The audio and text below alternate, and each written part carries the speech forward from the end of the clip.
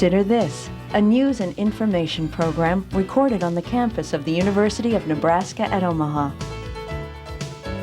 From the Fireside Lounge in the Milo Bales Student Center, here is your host, Carol Schrader. Hello and welcome back to the University of Nebraska at Omaha. Ever since I was a little kid, in fact, I think that's replicated all over the country. When you go to school in the United States, you always learn about Lewis and Clark. And we are in, well, it's been in planning for years, but we are in the midst of embarking on this great reliving sort of this Lewis and Clark adventure. And the exciting thing is we're going to relive it from many perspectives instead of just the one that we saw when we were in grade school. My guest this week is a man who knows a little bit about Lewis and Clark. He is Gerard Baker. He is the superintendent of the Lewis and Clark National Historic Trail Corps of Discovery 2 project. And before we chat a little, I want you to make note, and we'll tell you later in the show, of a website, lewisandclarkgnet.com.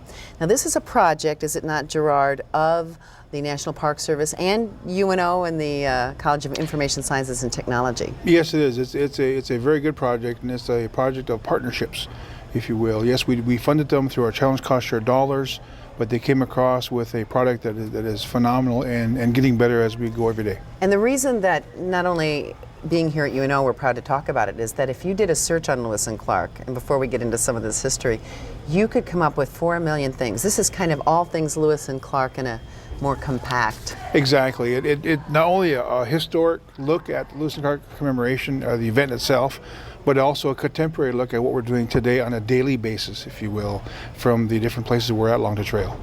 Now, in case you haven't noticed, Gerard is Native American, you know, for people that don't have a firm grasp on the obvious. And I think this is so incredible. You are a member of the... I'm a member of the Mandan Hidatsa tribe, right. And that's now one tribe? It used to be sort of...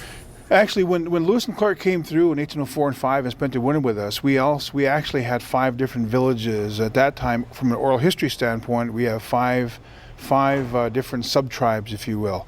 Hidatsa was one of them, Awadicha and Awaka'awi, and then with the Mandans, there was a Nupta and the Nuptari. And nowadays, when they put us together, we came together, of course, from the smallpox epidemics. We came together right. from different treaties. We came together on reservation systems. They now call us the 3 affiliated tribes. And basically, what we have is we have the Mandans, the Hidatsas, and the Arikara. The Arikara, during the time of Lewis and Clark, were south of us at that time. In fact, we were kind of warring at that time. And the Arikara we have on our reservation are a branch of the Skidit Pawnee, so they're actually Pawnees. This is North Dakota. This is in western North people, Dakota. Kind of get a picture. Yes, and we're surrounded. Our lands surround Lake Sagagawea in the western North Dakota, so people know where that's at, I think. All right. The interesting thing is, isn't that you're in charge of this project per se, but you were sort of a guarantee that this project would get kind of a global view. Well, I'm hoping we did that, and what we got to do is we got to look at Lewis and Clark commemoration in many different aspects. And don't use the term celebration, because right. for everyone it's not, but it's certainly worth remembering, looking back upon.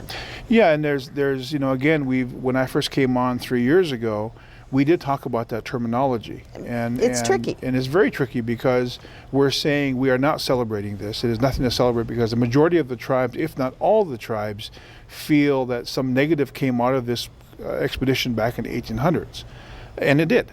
But again, it was explained to me the ultimate when they opened the door, if you will, to the west by this expedition. And of course, there's all kinds of things that happened in all of our life, that we can see today, but. It was also brought up to me by an elder from the Nez Perce, which was really interesting, I thought, because here I was preaching about we're gonna commemorate this, we're not gonna celebrate it, but that term celebration is coming in more and more, because the tribes are now seeing themselves, if you will, in this context, and that is we do have something to celebrate. So celebratory in the culture.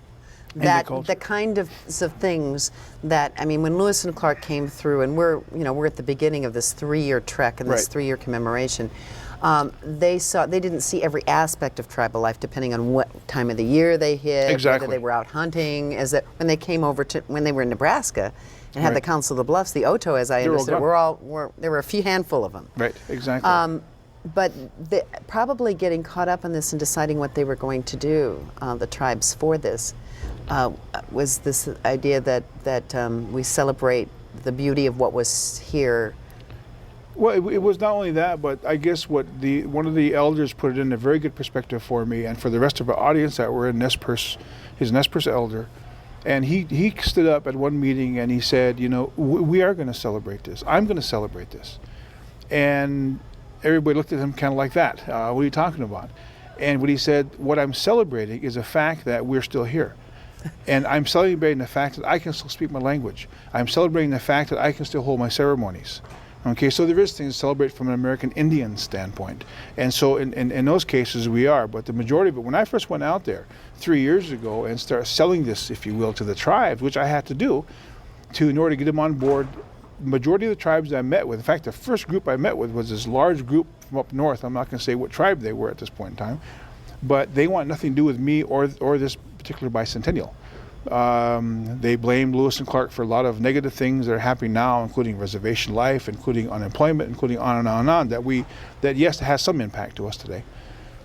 And so I told them we have two different choices here. The first choice we have, that's one they're looking at, I think, or we're looking at, is a choice of sticking your head in the sand and letting the crowds go by us. Because I tell everybody I meet, that no matter how much you like or dislike Lewis and Clark, like or dislike this bicentennial, it's happening. And no matter how much you say that we don't want to be involved, the people are going to come. And from a Core 2 perspective, a National Park Service perspective, the tribes don't want us there, we're not going to go in there forcefully. We're going to go to another community, we're going to go to another reservation. And so I give them the option of that, or the other option, which is the preferred alternative, if you will, that says we will not put our head in the sand as Indian people. We will educate people who come by us. We'll educate people that yes, we still have our cultures after 200 years. Where are we at today? And we can still educate people as to who we are. When off the top of the show, I said, you know, when you're a child in an American Right. school, you learn about Lewis and Clark. And because our history is growing in the number of years, we skip through this stuff really fast. Sure. But we get this little snapshot in our young education, and it's basically Lewis came and they discovered or Yes. opened the door. And that is a real one-way mirror Yes, it is. approach. And I'm assuming that the case you made to the natives and actually the case to be made for the whole methodology here is that the discovery was two ways. Yes, there were fur traders and trappers in parts of the West and the Northwest back then, but this was kind of a meeting of official sort of government and your governments and your peoples. And yes, it was. And from the Indian standpoint, it wasn't a first meeting. It was one of many that we had already met. You know, some of the misconceptions that I think some people still have, especially people who don't know the Northern Plains or even the Central Plains, is about the traffic we had up the Missouri River, way before Lewis and Clark. Well, and in fact, the Hudson Sure, Bay Company Hudson Bay was coming in. came, You you know, bet. as soon as they depleted what they had there, they, exactly. they moved on. Well, the whole thing, it wasn't the fact that it was depleting anything. It was a fact of territorial ownership for trade purposes, for economic purposes. Even back then, they were thinking about that like we are today. And so no matter who came in, they saw the Missouri River, they saw these tribes sitting on a gold mine. And that gold mine was the fur trade. That gold mine was trade with the Western tribes and other companies coming in there. And so they knew what that was about. They knew they had to control that somehow. And so when Lavendres came in, for example, Pierre Lavendre and his sons came in the early 1700s, that's what they were looking at. If you look at their journals, they were looking at areas where were rich in fur that they can sell to the Russian, that they can sell to whoever would buy that. And so that's what it was. That's what this whole thing was about, I think, in a way. And they came in there, and the Hidatzes and the Mandans, who the Lewis and Clark troop wintered with in 1804 and 5, knew exactly what they had in their territory. They knew exactly that they had a pipeline, the pipeline we now call the Missouri River, for a trade system. They sat in the biggest mini mart, if you will, or whatever you want to call it, Kmart or whatever, in those days. And so when they came in, the tribes knew that. The tribe knew exactly what was going on. And so when they come in with Lewis and Clark come in saying, well, now you have a new great white father, that was the same thing they heard maybe a couple years before from the Hudson Bay Company, or you had the Great Queen or whatever. And so they Well, that know. makes sense. In fact, there are a number of accounts that the native chiefs and the leaders and the elders of the tribe had stacks and stacks of those so-called friendship medals or whatever they have various names from each kind The of peace round medals, of yeah. peace medals that would come through, and Right. Right. when you were a kid, I understand that history intrigued you, and I guess my general feeling is that history would sort of be the last thing that would intrigue a young Native American. Although that's and then I catch myself and go, American history is their history and all that other stuff that Sure. came their way. But that there might be, it might be kind of a tough pill to swallow as a young, proud Native. No, because we look at history from a cultural standpoint when we're very young, without knowing what we're looking at. Meaning that when I was my early years, our household was surrounded with culture.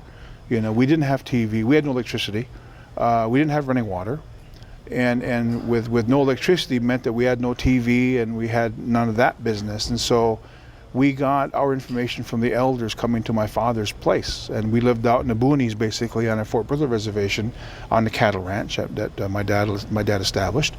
And we would always get people coming out there. And so I heard about Lewis and Clark way before school. I heard about Lewis and Clark when I was probably as old as I can remember, probably 4 or 5 years of age, maybe a little bit younger even, from the elders. And it wasn't about Lewis, it wasn't about Clark, it wasn't about the men of the Core Two. It was about two people.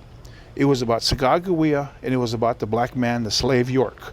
Those are the two things we learned That about. seemed to capture, in terms of the oral Yes. history passed down, Yes. The black man. Many of them had never Exactly. seen Exactly. an African at that time, because he was really a former slave. Right. And they were intrigued by him because he was very powerful, as the journals describe him. He was also very humorous. He would raise heck with the kids, and chase them around and that kind of stuff. And I don't think in 200 years there's much difference from kids or kids. I don't care what culture you're at. They're sort of unspoiled in the cultural Sure. sense. And what happened is that York then became one to look up to at that time. And yes, we knew about slavery, obviously. But again, when he came in there and he became, as we all know, the big medicine is what they termed him as. And he saved Lewis and Clark, as Sacagawea did many times from various tribes coming up there. And so that's how I learned the history. And the history was, at that time, cultural. It was about my clan. It was about my societies. It was about our way of life back in the old days. It was about how we functioned as a political group with no, we had no permanent president or governor. We functioned on our medicines. We functioned on the medicine bundles and the societies and the clans. And so that was our history. And so the history that came in when I went to first grade and started learning about this Lewis and Clark people, when I first heard about that, I was wondering who they were, because my folks never mentioned Lewis and Clark. If they did, I kind of forgot that. And so when that came up, and that they discovered all this, and they were discovering this and going into the wilderness, it was very confusing. Because for one thing, we didn't think anything was lost to be discovered. And the second thing, we have no term in our language for wilderness. There is no wilderness out there. It's land that we know. It's land that we never used the word tamed either nowadays. Mm-hmm. They knew it nowadays, but back then. And so it was our way of life. It was our way of life to communicate with enemy tribes. It was our way of life to have rendezvous, if you will. The other tribes come in way before the coming of the white man. And so that was already instilled in me as a There was a young lot kid. of tradition in terms of Definitely. meeting new people Definitely. and people that lived around you Definitely. all the time. There was, in fact, I think that something that and we'll talk about how this is all going to take place in these communities Yes. as the Core Discovery 2 goes through the country. But I think one of the things that I hope I get a chance to learn more of is that we use the term civilization. Right. Talk about a stereotyped term. Like Right. if you don't have the way we run the world, or it was run in other parts of the world at Exactly. that time, that you were uncivilized.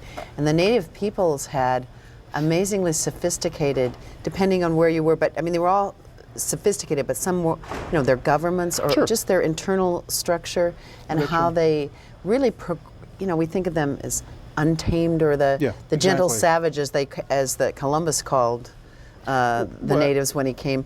But we think of them as being simpler things that are not sophisticated. Well, when in the time of Lewis and Clark, the theory was that the Indians out here in the West were nothing more than animals with no spirit, that they could be moved around like animals, and they did move around like animals. And they certainly did. And so when Lewis and Clark came out, they only saw half of us, half of our lives. If you look at the journals, the only ones they interacted primarily with the males. Well, for one thing, my tribe, the Hidaadzes, for one thing, one of my tribes, is matrilineal, which means we base everything on our mother's side, on the female side. They never saw that. Nor did they have much interaction with kids. And children are a huge part of our lives, just like it's like any other culture. And so they really missed some things that. But again, they were on a science expedition, basically. Mm-hmm. They were to see what the trade was. They were to see if the waterways were open and so forth. And so they missed that. And so, but that's why we're doing this today, to bring the other half in, if you will. Or many facets, not just another. Exactly. Another half. Right. One of the things, there's this huge mobile thing that's coming around, but it's merely, excuse the pun, vehicle for, sort of symbolic of moving. There was all kinds of things being planned that are part of what you're calling the 4 realms of interpretation. Right. And I think this is fascinating from a culture and historical viewpoint, and the here and now and the future. It's not all looking at the past. If you could explain that, because I know you do it much better than I ever could. Sure, and let me go back to when it started. When it started, the concept was already in place by the time I got here 3 years ago. The concept was discussed by many people in the Park Service and outside the Park Service, and the concept was they defined this. Yes, we got to do something. It's a bicentennial, okay? And it's a big whoop. It's a big one, and what we're going to do is we're going to be following the Lewis and Clark journals as close as we can, geographically and time, to the journals 200 years ago. Period. And so when I came in, then I had to sit down and think about how we're going to do this. And it was asked by one of our contractors to put this thing together.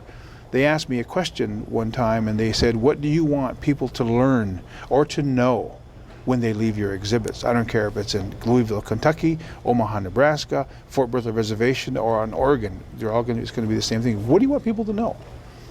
And it took me about 3 days before I thought about this. And it was very simple in the end. And in the end, the simplicity was this: what I want people to know and what I want people to feel once they leave our exhibits is to have more questions than answers. That's what I want people to have. I want to engage them and spark their interest in history, get excited about history. Well, how do we do that? Because we have to talk about not only the people out there, the cultural resources, but we also have to talk about the natural resources and what happened and what changed. And so what I did then is adapt, for me in a way, adapt into and put us into a definition of 4 areas that we need to interpret, both from a natural resource and from a cultural resource standpoint. And number 1 was, what was life like before Lewis and Clark? And again, what I want to do is I want to take it back far enough so that we have just the Indian people here in America, what is now America, of course, and how did they live?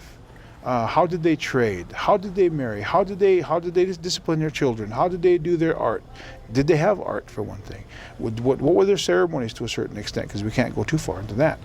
And also from a natural resource standpoint, what was his land like? Did we control fires? Did we control floods? What would happen out here? And so we want to answer all that. So that's the first component of that. The second component is, what was life like during Lewis and Clark?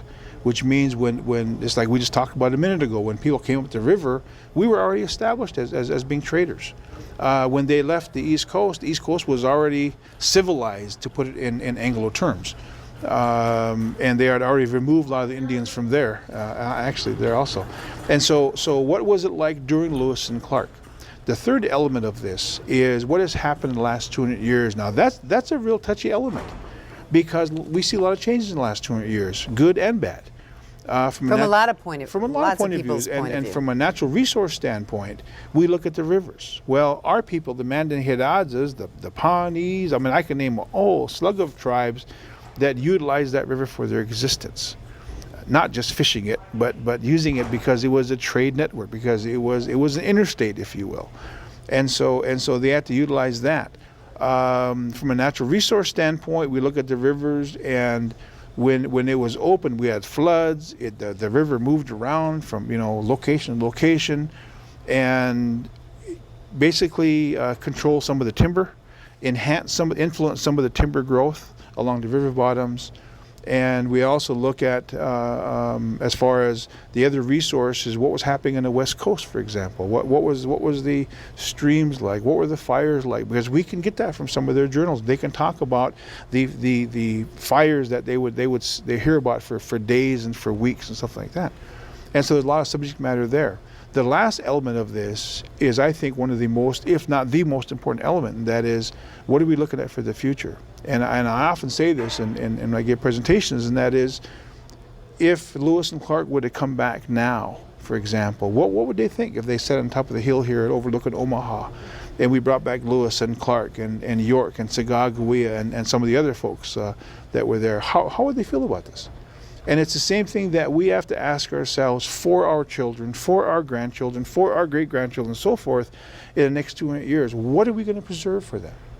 And one of the biggest things we're doing right now, I believe, in what this talks about our multiculturalism in America. If you look at the Lewis and Clark expedition, the original expedition, it was not only the first military expedition in a new America, because we just bought Louisiana Purchase, but it was the first multicultural expedition, which is fascinating. Well, if you look at Lewis and Clark and York and Sacagawea, and you have Shannon, who was part Shawnee. That's right. You have Germans on there. You have Frenchmen on there. We have truly a multicultural core of discovery that came up here, and if they thought about it then, they were years ahead of their time from a multicultural standpoint. Because right now we're all hooked on we got to be multicultural, which we do. We are. And we are. Yes. We just need to deal with it. And so when we go back to that, we look at this, and it is fascinating. It is absolutely fascinating to go there, and the discovery part of this is still there, and that's what's exciting about this, because we can still discover. Even in this day and age, when we have the media, when we have computers, and we have this, and we have that, we can still discover.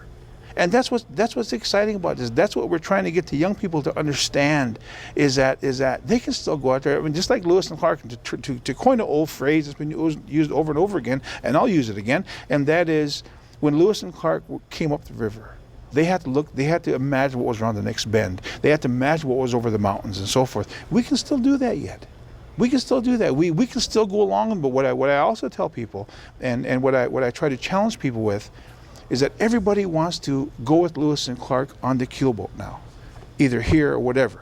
Because there actually is a keelboat. Yes, but what I'm saying is that we want to be with them as they go. The challenge I have for people is to get off that boat and be on the shore with the Indians when that boat comes around the corner. That's the challenge. Those eyes. Yes, with those eyes. Looking through. But in order to do that, you have to understand who you're with. If you're with a Lakota who gave them a really rough time at Bear River, they had reasons for that.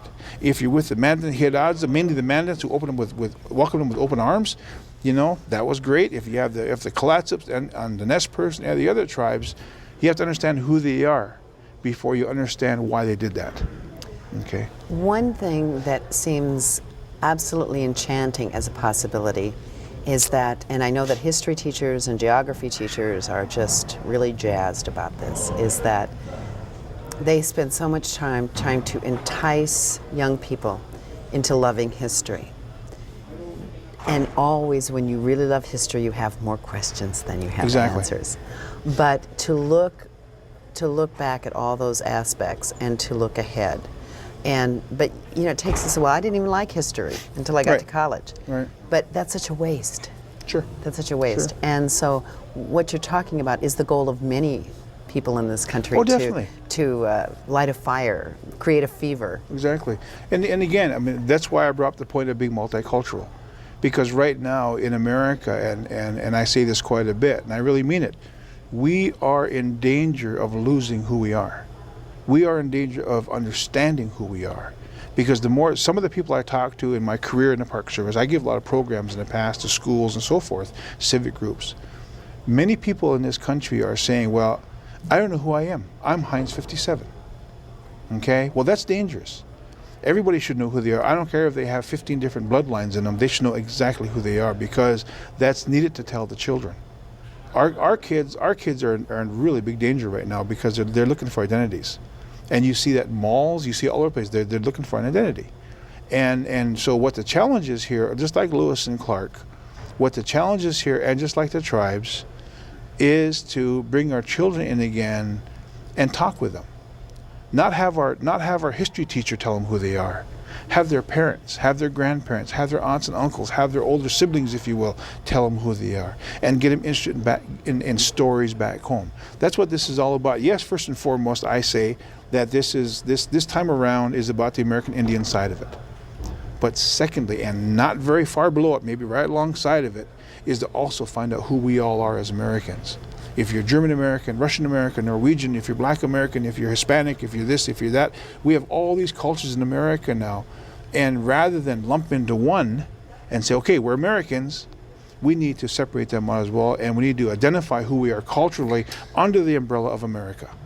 That's where we got to be at. Well, we're going to have to end here. The half an hour goes really fast. Well, you'll be hearing more about the events in our area as the time comes, in the exact 200th anniversary of when Lewis and Clark came through. Gerard Baker, thank you so much for coming. He's the superintendent of the Lewis and Clark National Historic Trails Corps of Discovery 2 project. And just a note real quickly that we want you to write down this website, or you can catch it on our website, lewisandclarkgnet.com. That's the National Park Service UNO shared project. Thank you so much for being with us. It's great to have you. Come back after you go to Montana. You've got a new job coming up. Yes, We're I do. going to miss you. Take care. Join us next week on Consider This.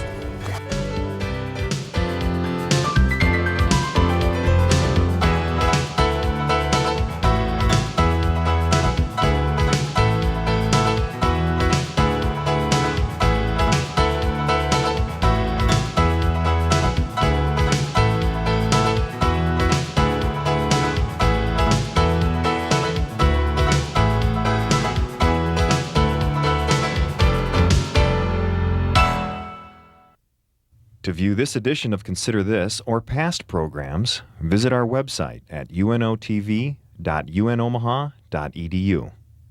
For comments or questions, call 402-554-2516 during regular business hours. Consider This is a production of UNO Television.